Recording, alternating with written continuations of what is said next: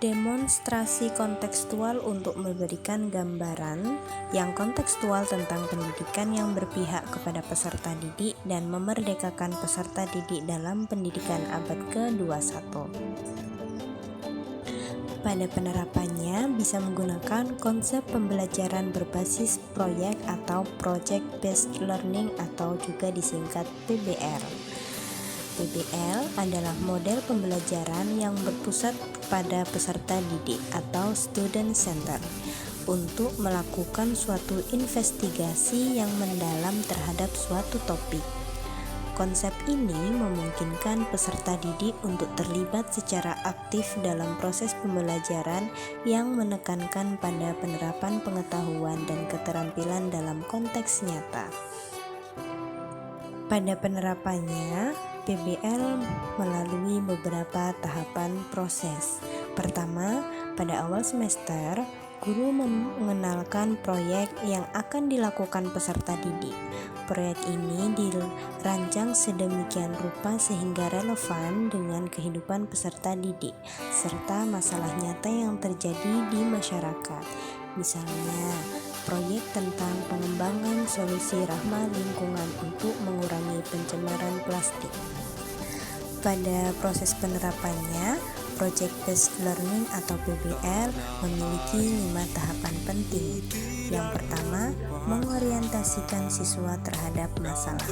Pada fase ini, guru membahas tujuan pembelajaran, mendeskripsikan berbagai kebutuhan logistik penting, dan memotivasi siswa untuk terlibat dalam kegiatan mengatasi masalah. Yang kedua, mengorganisasikan siswa untuk meneliti. Pada fase kedua, guru membantu siswa untuk mendefinisikan dan mengorganisasikan tugas-tugas belajar terkait dengan permasalahannya. Yang ketiga, membantu menginvestasi mandiri dan berkelompok. Pada fase ketiga ini, guru mendorong siswa untuk mendapatkan informasi yang tepat, melaksanakan eksperimen, dan mencari penjelasan dan solusi. Pada fase keempat, mengembangkan dan menyajikan hasil karya.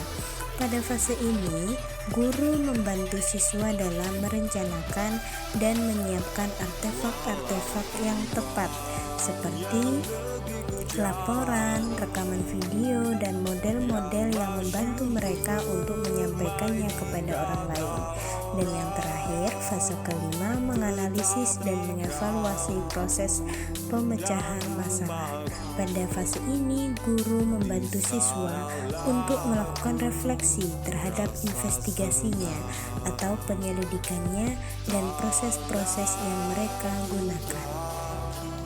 Selama proses pembelajaran berlangsung, peserta didik bisa mengumpulkan informasi dan belajar dari buku teks, melakukan wawancara dengan pakarnya, berkunjung ke lokasi yang terkait, mengumpulkan data melalui survei, dan berkolaborasi dengan organisasi lokal yang berkecimpung dalam isu lingkungan.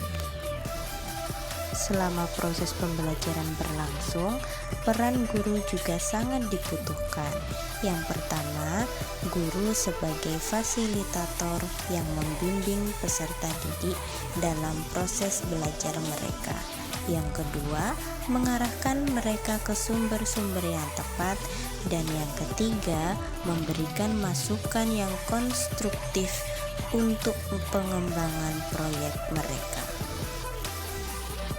Perlu diketahui bahwa melalui pendekatan ini, pendidikan menjadi lebih berarti bagi peserta didik, karena mereka tidak hanya memperoleh pengetahuan dan keterampilan, tetapi juga mengembangkan kemampuan berpikir kritis, kerjasama, dan kepemimpinan.